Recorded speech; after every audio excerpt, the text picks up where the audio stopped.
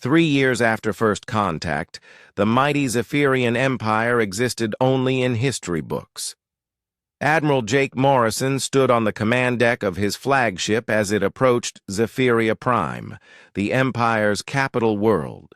The planet that had ruled the galaxy for 3,000 years was now surrounded by human ships and rebel fleets. "Sir, we're receiving a transmission from the planet," reported his communications officer. Emperor Zexthul appeared on the main screen. He looked much older than when Jake had first met him. His pale skin was even grayer now, and his black eyes held the defeated look of a leader who had lost everything. "Admiral Morrison," the Emperor said, "I wish to discuss terms for surrender." Jake studied the alien leader who had once seemed so powerful. "There are no terms to discuss, Emperor. Only complete surrender. Surely we can reach some agreement. The Zephyrian people have knowledge, technology, culture that could benefit your alliance. Let us share power. Let us rule together." "Rule together?" Jake's voice was cold.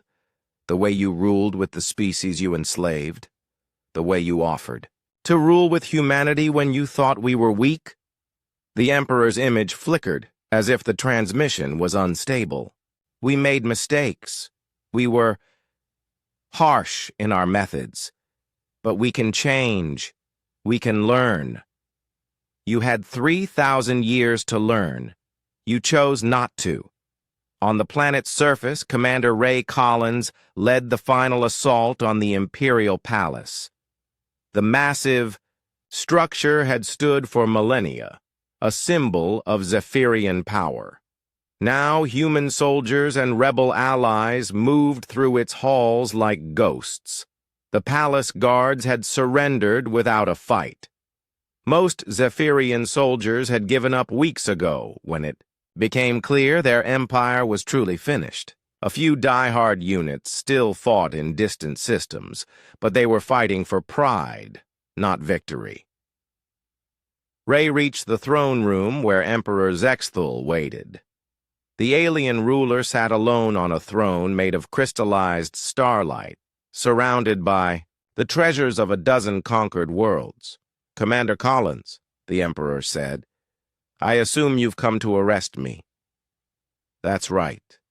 Ray looked around the vast room filled with stolen wealth. "All of this will be returned to the species you took it from." "And what of my people? Will you enslave them as we enslaved others?" Ray shook his head. "We're not you, Emperor. The Zephyrians will be relocated to a single system where they can live in peace. You'll be allowed to govern yourselves, but you'll never again have the power to hurt others." Dr. Lisa Carter worked in what had once been the Imperial Archive, the greatest library in the galaxy. She was cataloging the history of every species the Empire had conquered, preparing to return their stolen artifacts and records. "It's amazing," she told her assistant. "They had detailed records of every atrocity, every enslavement, every culture they destroyed. They kept it all like trophies." "What will happen to the records?" "They'll be preserved, but not as trophies. As warnings.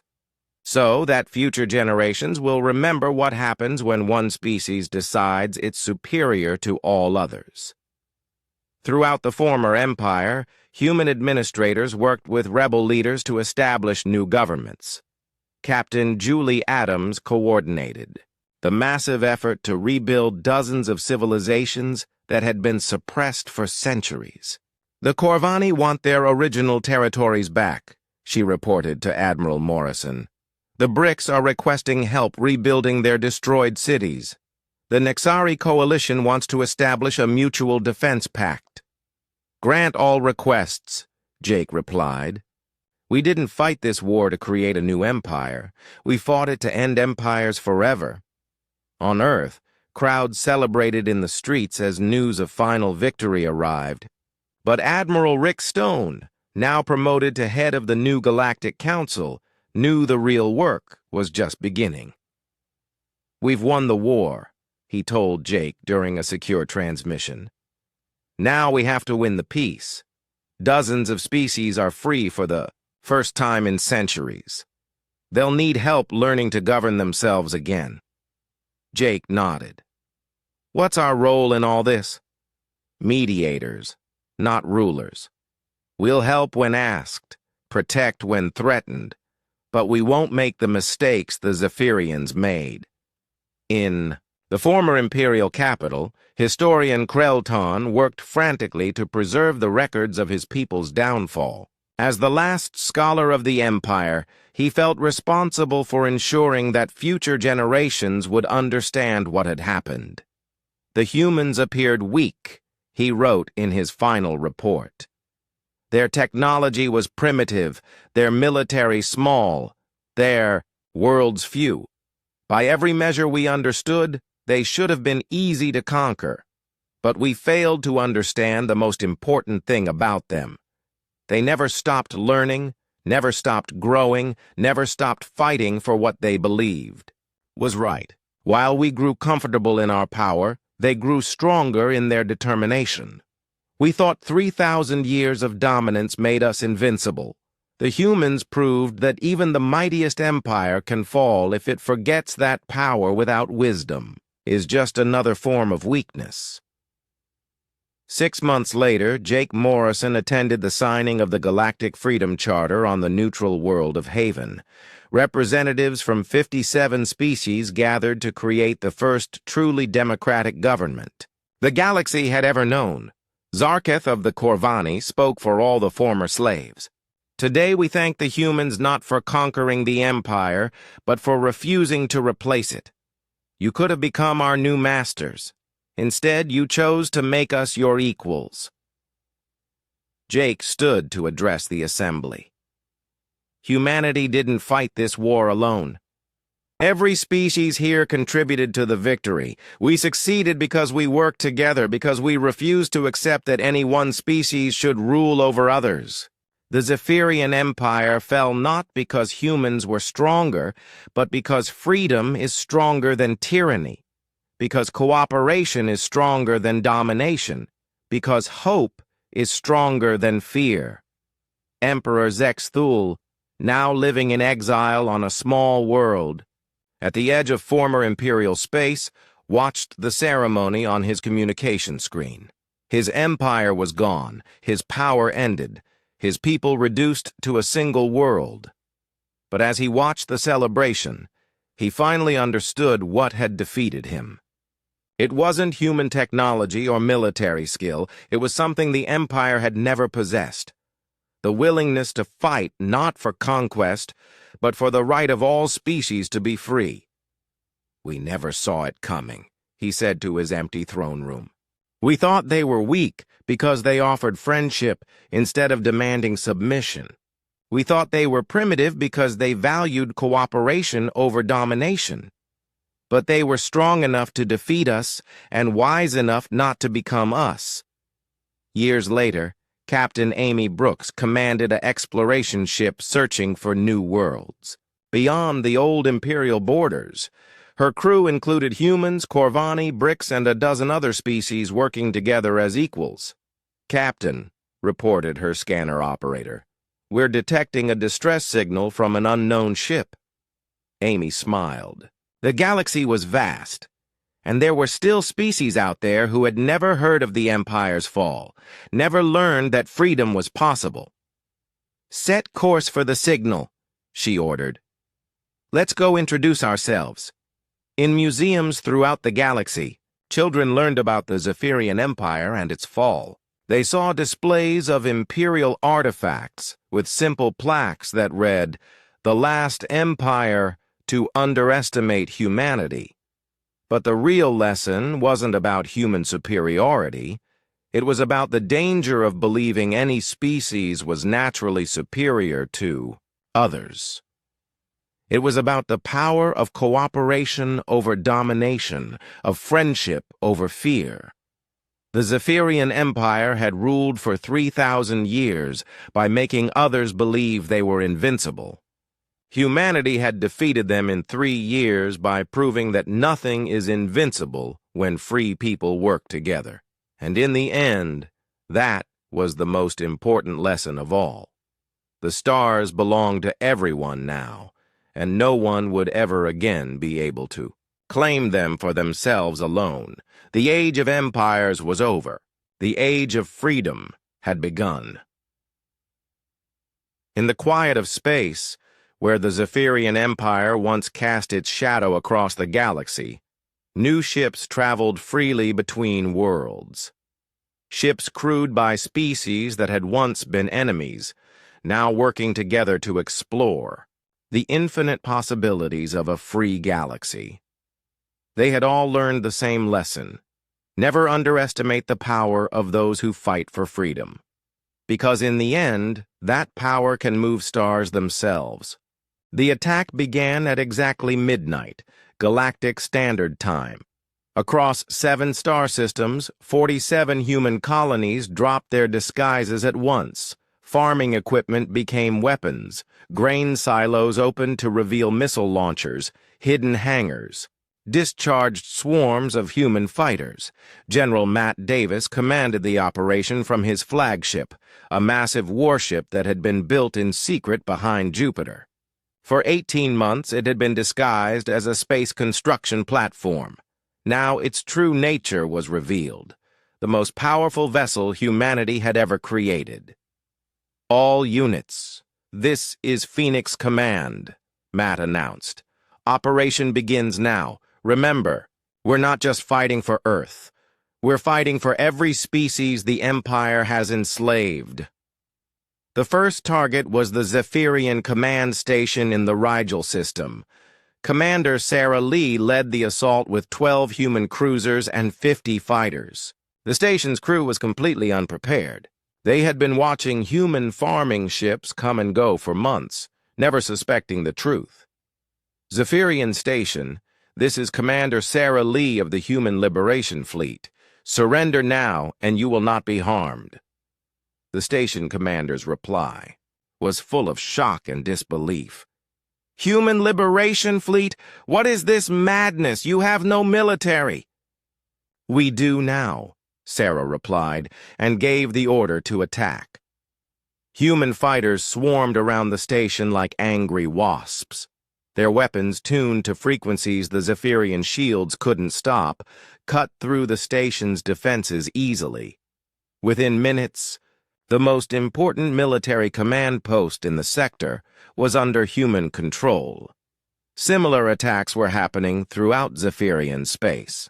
Pilot Kelly Zhang led her squadron against a Zephyrian fleet that was traveling to put down a rebellion in the outer systems.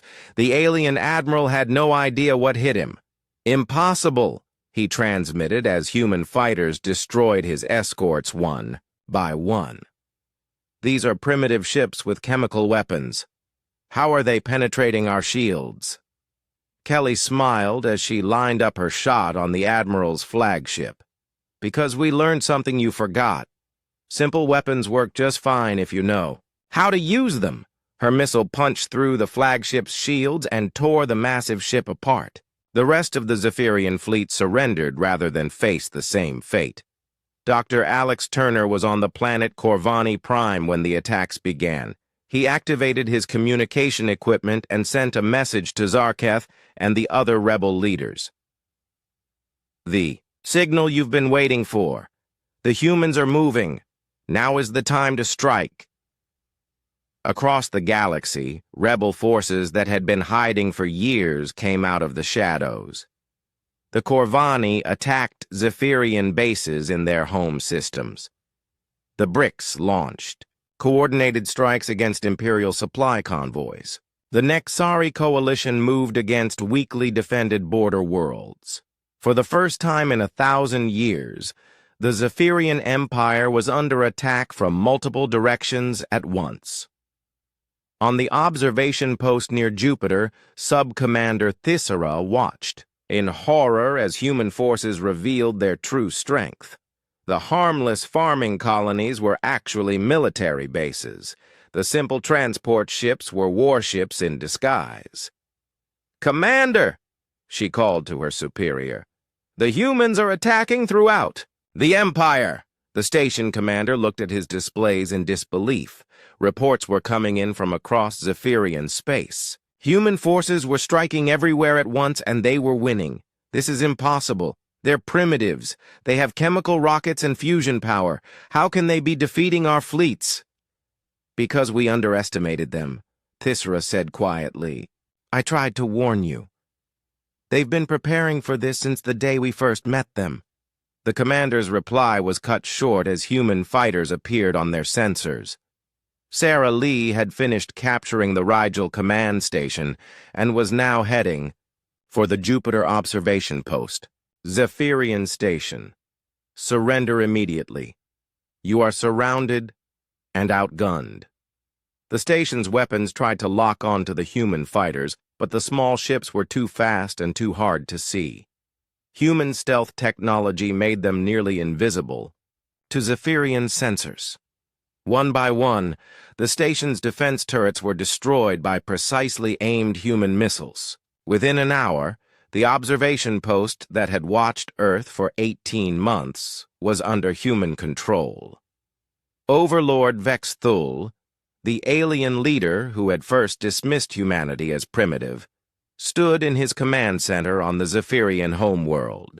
Reports flooded in from across the Empire. Human forces were everywhere, striking at military bases, communication centers, and supply depots. How is this possible? He demanded. They had 1 year to prepare. 1 year. His intelligence officer delivered even worse news. Sir, it appears they've been preparing since the day we first made contact. Every colony they built was a military base. Every gift ship was a spy mission. Every cultural exchange was a way to steal our technology. Vexthul felt cold fear creeping up his spine. What about our fleets? Surely our main battle groups can stop them. Sir, the 3rd Fleet was destroyed at Vega. The 7th Fleet surrendered after losing half its ships. The 12th Fleet is trapped in the Centauri system by human forces and Corvani rebels working together. On the human side, the news was all good. Commander Ray Collins reported the successful capture of 3 major Zephyrian naval bases. Captain Julie Adams coordinated with rebel forces throughout the Empire, sharing intelligence and targeting information. The rebels are performing better than expected, Julie reported to General Davis. They've been waiting for this chance for decades. Now that they see the Empire can be beaten, they're fighting like heroes.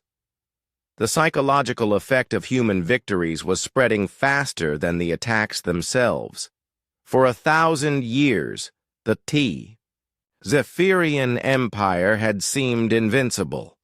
Now, species throughout the galaxy were watching primitive humans defeat the most powerful military force in known space. On the planet Kepler 442b, Lieutenant Emma Davis led her miners in an assault on a Zephyrian fortress. The alien defenders were tough and well-armed, but they had never faced humans enhanced with their own technology. Emma moved through the fortress corridors faster than the aliens could track. Her enhanced reflexes let her dodge energy blasts. That would have killed any normal human. Her modified human weapons cut through Zephyrian armor like it was paper. Fortress secured, Emma reported. Enemy casualties heavy. Human casualties 0. Similar reports came in from battlefields across the galaxy. Human soldiers, enhanced with alien technology and armed with hybrid weapons, were proving superior to Zephyrian troops in every engagement. The Empire's communication networks, compromised by 18 months of human infiltration, carried propaganda broadcasts instead of military orders. Dr. Alex Turner's rebellion coordination was working perfectly. Every species in the Empire knew that humans had declared war on their oppressors. People of the galaxy, came Jake Morrison's voice over hijacked Imperial communication channels. The Zephyrian Empire told you they were invincible. They told you resistance was hopeless. Today, humanity proves them wrong. On distant worlds throughout the Empire, enslaved species heard these words and began to hope. Uprisings started on planets that had been peaceful for centuries. Zephyrian governors found themselves facing rebellions they had thought impossible. Back on the homeworld, Overlord Vexthul tried desperately to coordinate a defense. But the Empire's military had grown soft during centuries of easy conquests. Their officers had never faced a real challenge. Their soldiers had never fought an enemy that could match their technology. "Sir," his communications officer reported, "we're losing contact with the outer systems. Human forces have captured or destroyed most of our relay stations." "What about reinforcements? Can we recall fleets from the border regions?" "Sir, the border fleets are under attack, too. The humans seem to have coordinated with every rebel group in the galaxy. We're fighting on 100 fronts at once." Vexthul looked at the tactical display showing human forces advancing through his empire like a spreading fire. Each red dot represented a victory by the species he had dismissed as barely evolved primates. "How long until they reach the core systems?" "At their current rate of advance, perhaps 6 months." Vexthul closed his eyes. 6 months ago, he had been the master of 12 star systems and billions of subjects. Now, his empire was crumbling, under assault by a species that had been in space for less than a century. In space near Earth, Admiral Jake Morrison watched the tactical displays showing human victories across the galaxy. The plan he had helped create 18 months ago was working perfectly. "Admiral," reported his communications officer, "we're receiving surrender requests from Zephyrian commanders in 7 systems. Accept their surrenders, but keep our forces ready. This war isn't over until the Empire is completely defeated." Jake looked out at the stars, thinking about the first meeting with Vexthul 18 months ago. The alien had been so confident, so sure of his superiority. Now his mighty empire was falling to the primitives he had dismissed. "Sometimes," Jake said quietly, "the biggest mistake you can make is underestimating your enemy."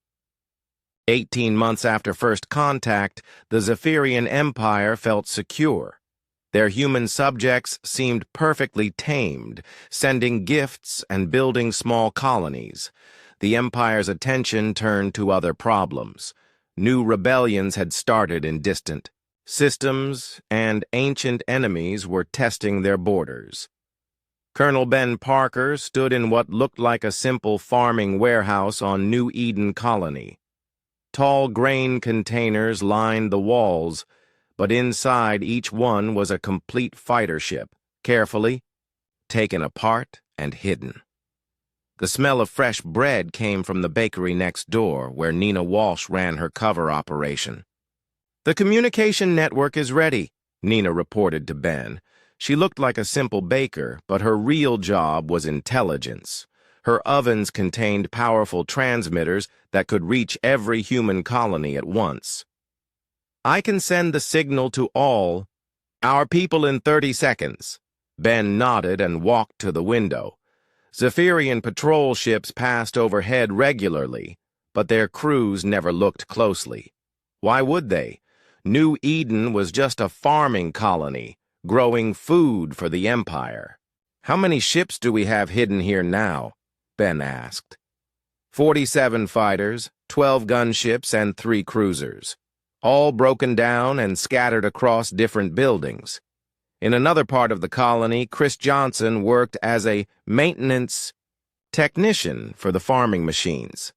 His real job was testing the new human fighters in secret. Late at night, when the Zephyrian patrols were far away, he would assemble a ship and take it for quick flights. The human fighters were smaller than Zephyrian ships, but much faster. Human reflexes, enhanced by Dr. Rodriguez's treatments, were twice as quick as alien ones. Chris could dodge shots that would hit any Zephyrian pilot. The new engines are incredible, Chris told Ben after his latest test flight. We can outrun anything they have. And the stealth coating works perfectly. Their sensors can't see us unless we want them to. Across the galaxy, similar conversations were happening on dozens of human colonies. What the Empire saw as peaceful, farmers were actually the largest invasion force in galactic history. On the moon of Kepler 442b, Lieutenant Emma Davis commanded a mining operation that was actually a weapons factory. Her miners dug up raw materials during the day and built antimatter bombs at night. Each bomb was small enough to carry by hand, but powerful enough to destroy a Zephyrian battleship. Production is ahead of schedule, Emma reported during a coded transmission to Earth. We'll have 500 units ready by 0 hour. Back on Earth, Dr. Sam Mitchell had made his greatest discovery yet. Working with captured Zephyrian technology, he had learned to make human weapons that could cut through alien shields like paper. It's all about frequency, Sam explained to Tony Garcia. Their shields block energy at the frequencies they use, but we can tune our weapons to frequencies they've never seen. Tony held up a small human pistol that had been modified with alien technology. This little gun can now punch through battleship armor? That's right. Their shields won't even slow it down. The weapons were being mass-produced in secret facilities around Earth and shipped to human colonies disguised as farming equipment. Zephyrian inspectors saw tractors and irrigation pumps. They never suspected these machines could be quickly converted into deadly weapons. Captain Nina Walsh expanded her intelligence network every week.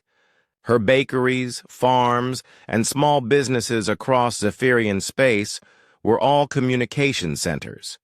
Human agents worked as cooks, cleaners, and laborers throughout the Empire, watching and listening. The Corvani rebellion is spreading, Nina reported to Colonel Parker. 3 more systems have joined them. The Zephyrians are sending major fleets to deal with it.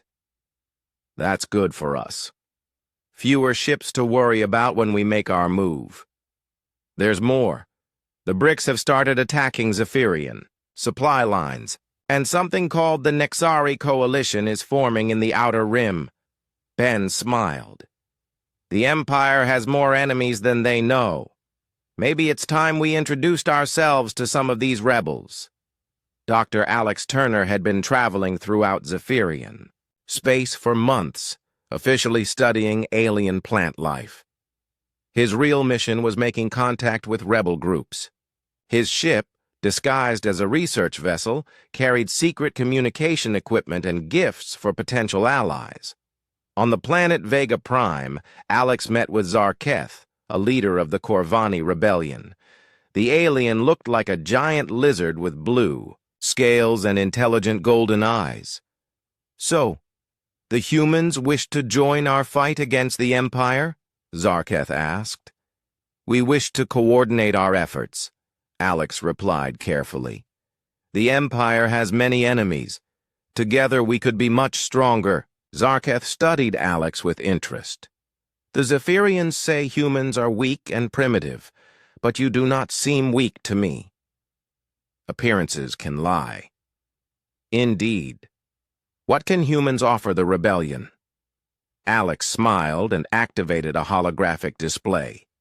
It showed detailed maps of Zephyrian military positions, supply routes, and communication networks. Information that had taken the rebels years to gather was laid out in perfect detail. We offer knowledge, Alex said. And when the time comes, we offer weapons. Similar meetings were happening throughout rebel space. Human agents made contact with the Bricks Resistance, the Nexari Coalition, and a dozen smaller rebel groups. They offered intelligence, weapons, and coordination. In return, they asked for one thing. When the humans struck at the Empire, the rebels would attack at the same time. On the Zephyrian observation post near Jupiter, Sub-Commander Thyssera filed her 10th report about suspicious human activity. Like all the others, it was ignored. "The humans are building too many colonies too quickly," she wrote. "Their ships carry more equipment than farming requires.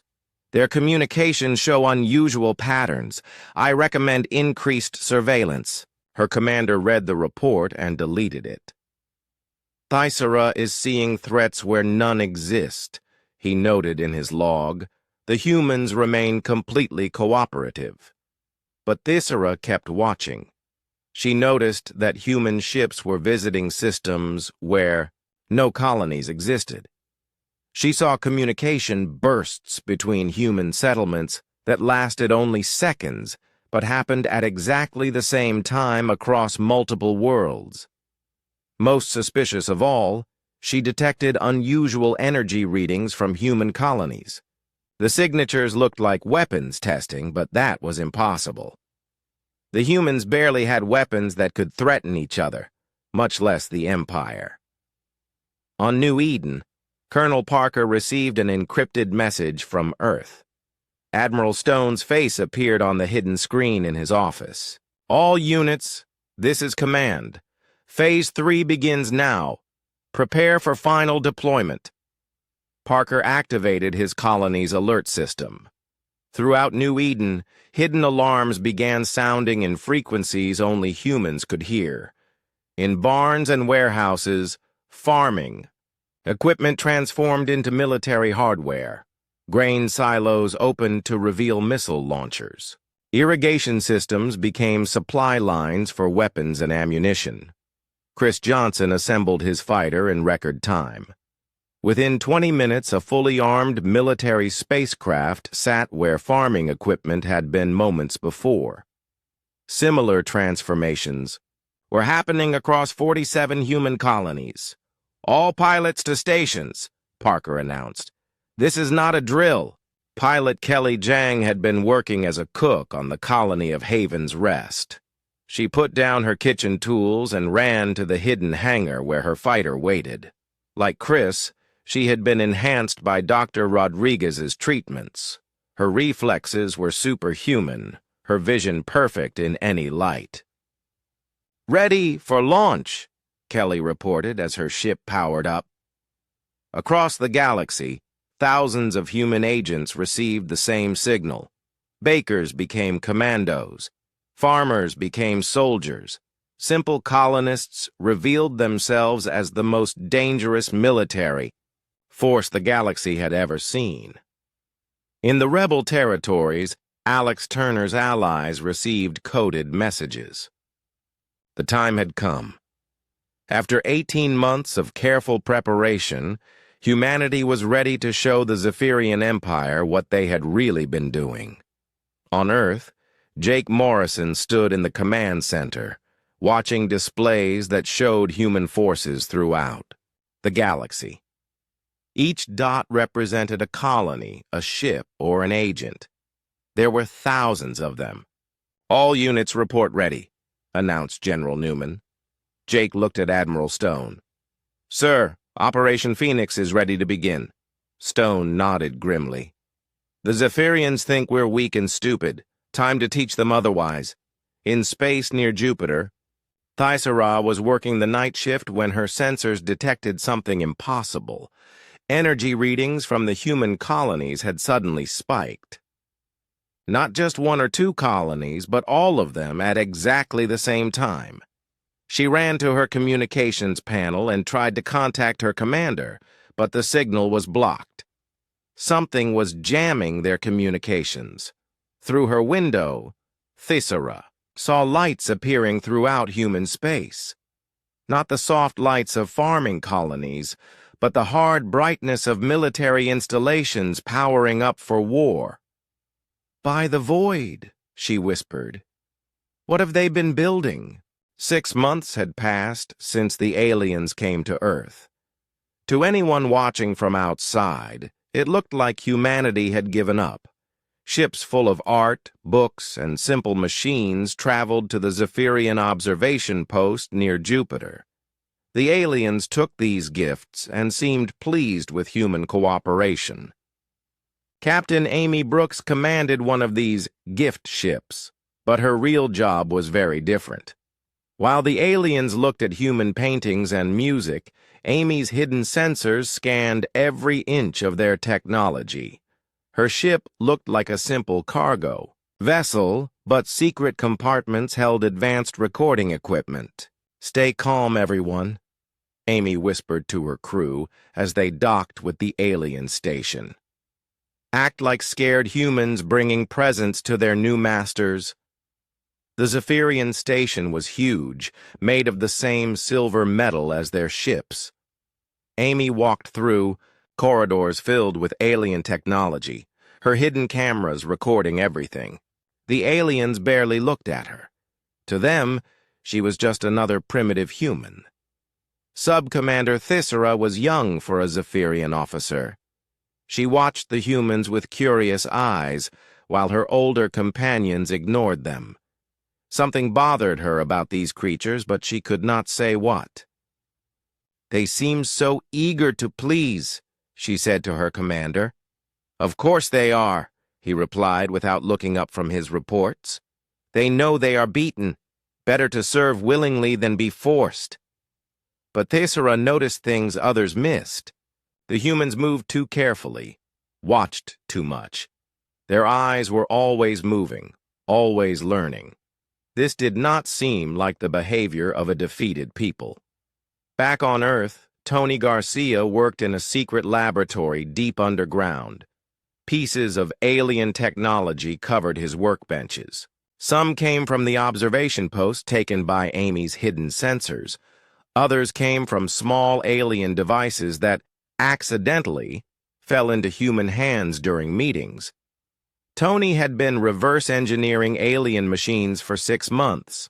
His team of engineers worked day and night, taking apart alien circuits and rebuilding them with human materials. It was like trying to understand a language written in lightning. "Look at this," Tony called to his assistant. He held up a small alien power cell.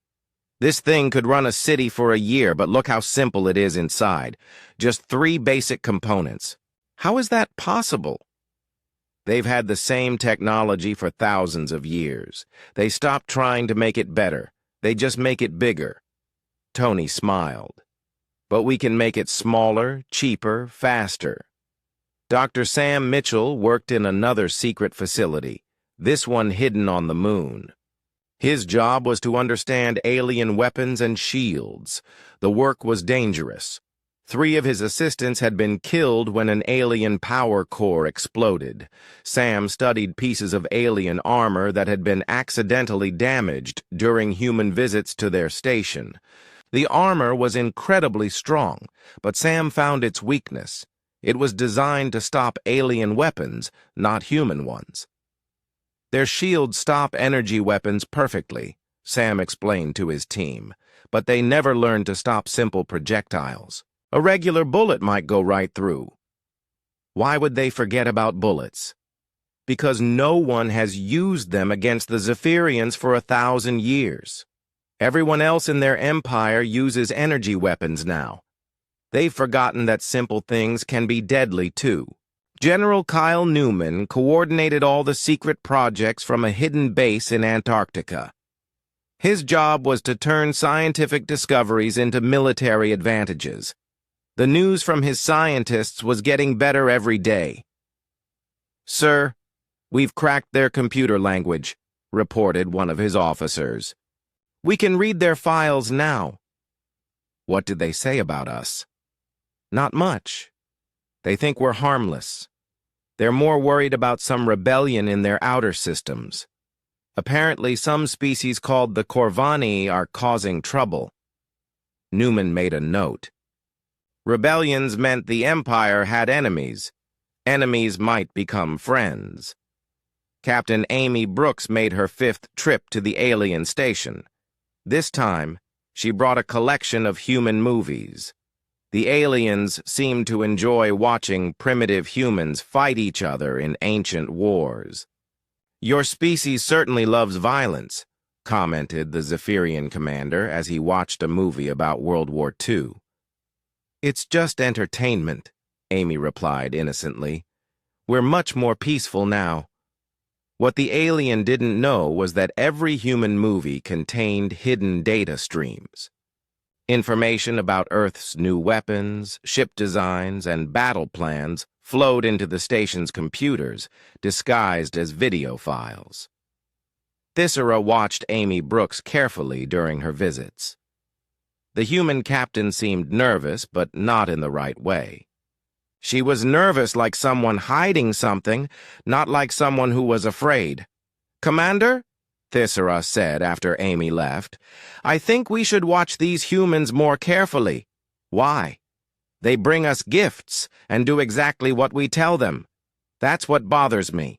They're too obedient, too eager to please." Her commander laughed. "You're young, Thyssera. You'll learn that broken spirits look exactly like this." But Thyssera was not convinced. She began watching human activities more closely, studying their ship movements and communication patterns. What she found worried her. Human ships were traveling to systems they had never visited before. They claimed to be exploring, looking for new sources of art and culture to bring to their Zephyrian masters. But why did exploration ships need such powerful engines? Why did cultural research teams include so many former military officers? Meanwhile, human colonies were sprouting throughout Zephyrian space. The aliens allowed this because the humans seemed harmless and eager to serve.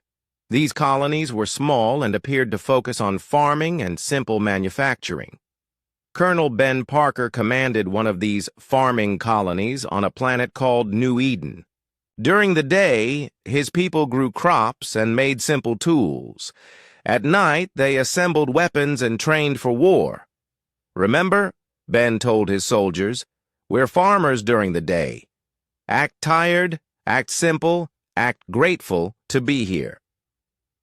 The colony's barns held advanced fighter ships, broken down and hidden in hay bales. The grain silos contained enough weapons to arm a small army. The farming equipment could be quickly converted into military vehicles. Other colonies did similar work. What looked like a peaceful human expansion was actually the largest military buildup in Earth's history. Hundreds of hidden bases, thousands of disguised soldiers, millions of secret weapons spread across dozens of worlds.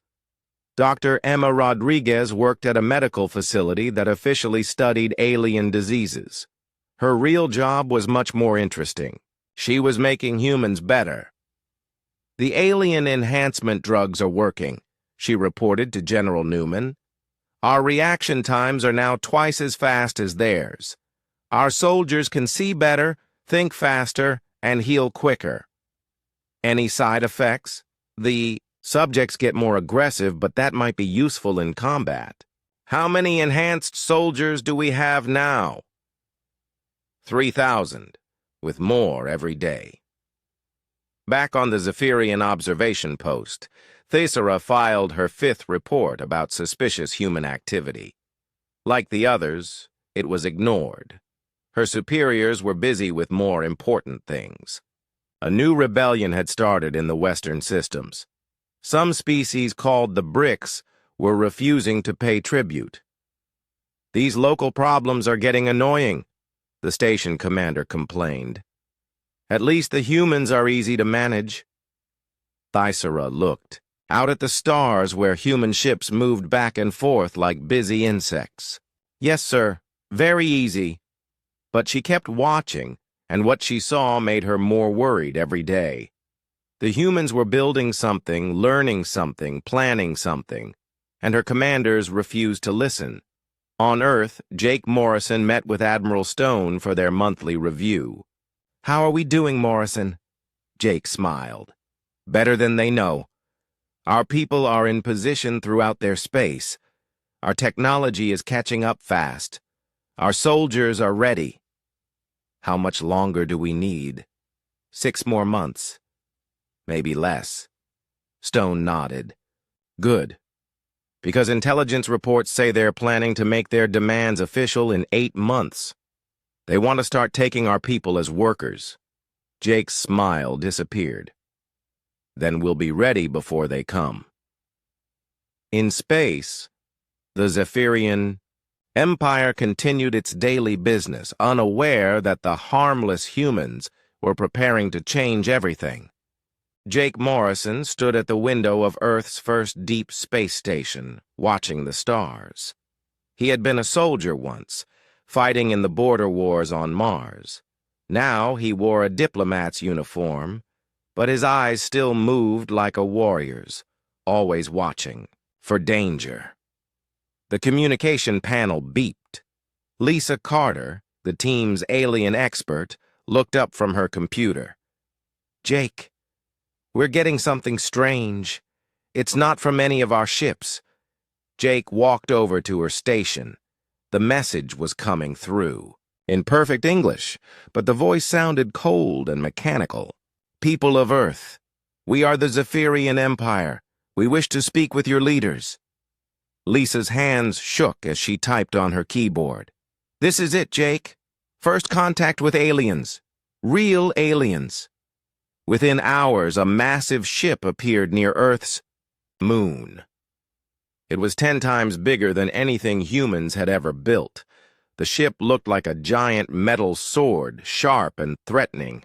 Silver light came from its surface, making it shine against the black of space. Admiral Rick Stone called Jake to his office immediately. Stone was an old man with gray hair and tired eyes. He had spent his life preparing for wars that might never come. Now one was at his door. "Morrison, you're our best diplomat. I need you to talk to these aliens. Find out what they want." Jake nodded. "What do we know about them?" "Nothing good. Our sensors can't even understand their technology. Their ship could destroy every city on Earth without breaking a sweat." The meeting took place on a neutral station between Earth and the alien ship. Jake and Lisa entered a room filled with strange blue light. The air smelled like metal and electricity.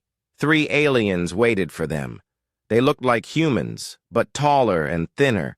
Their skin was pale gray, and their eyes were completely black. They wore armor that seemed to be made of liquid metal. The leader stepped forward.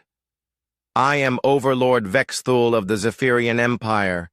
We have ruled the stars for 3,000 years. You are new to us." Jake tried to keep his voice steady. "I'm Commander Jake Morrison. We represent Earth and all humanity. We're honored to meet you." Vexthul made a sound that might have been laughter. "Honored? How interesting. Tell me, human, how long have your people been in space?" "We've had space stations for about 50 years. We've been to our moon and the nearby planets." 50 years. Vexthul turned to speak to his companions in a language that sounded like breaking glass. They seemed to be laughing. "We have been traveling between stars for longer than your entire civilization has existed." Lisa stepped forward. "We may be new to space, but we're eager to learn. Perhaps we could share knowledge with each other." The alien leader looked at her like she was a child, asking to play with grown-up tools. "Share? What could you possibly offer us?" "We have energy that comes from destroying matter itself. We can travel faster than light. We can destroy planets." "We have art," Lisa said quietly. "Music, stories, different ways of thinking. How charming." Vexthul walked around them slowly. "Your ships are powered by simple fusion. Your weapons are chemical explosives. Your fastest vessels would take centuries to reach the nearest star. You are like insects compared to us." Jake felt anger rising in his chest, but he kept his face calm. "If we're so weak, why are you here?" "Because the Empire grows, and we do not tolerate wild regions of space. You have 2 choices. Become part of our empire as a tributary species, or we will take your world by force." "What does tributary mean?" Jake asked. "You will serve us. You will give us resources, workers, soldiers, when we need them. In return, we will let you live on your little planet. Some of you may even be allowed to serve on our ships, if you prove useful." Lisa looked sick. "And if we refuse?" Vexthul gestured toward the window where his ship hung in space. "Your planet will be cleansed. We will find another species to fill this region of space, one more willing to accept their proper place." Jake's military training took over. He studied the aliens carefully, memorizing everything. How they stood, how they moved, the way their technology worked. Every detail might matter later. "How long do we have to decide?" "1 of your years. That should be enough time for your leaders to understand their situation." After the aliens left, Jake and Lisa returned to Earth. The news spread quickly. Some people panicked. Others wanted to fight immediately. Most just felt scared and confused. Admiral Stone called an emergency meeting. The room was full of generals, scientists, and politicians. Everyone talked at once until Stone slammed his hand on the table. "Quiet. We need to think clearly. These aliens could destroy us easily. But they're giving us a year. That means something." Jake stood up. "They think we're no threat at all. They're so sure of their power that they're not even worried about us." "Maybe they're right," said one of the generals. "Did you see their ship? Our weapons couldn't even scratch it." Lisa had been quiet, but now she spoke. "There's something else. They've been ruling for 3,000 years. That's a long time, maybe too long." "What do you mean?" Stone asked. "Old empires get lazy. They stop growing, stop learning. They think they know everything." Lisa looked around the room. "But we're still learning. We're still growing. Maybe that matters." Stone nodded slowly. "Morrison, I'm putting you in charge of a new project. Call it Phoenix. We need to learn everything we can about these aliens in 1 year." "What kind of learning?" Jake asked. Stone's eyes were hard as steel. "Everything. Their technology, their ships, their weaknesses. If we're going to be slaves, we need to know our masters. And if we're going to fight—" He didn't finish the sentence, but everyone understood. After the meeting, Jake stood outside looking up at the stars. Somewhere out there, the Zephyrians were laughing at the weak humans. They thought Earth was just another easy conquest. Jake smiled grimly. They were about to learn something new.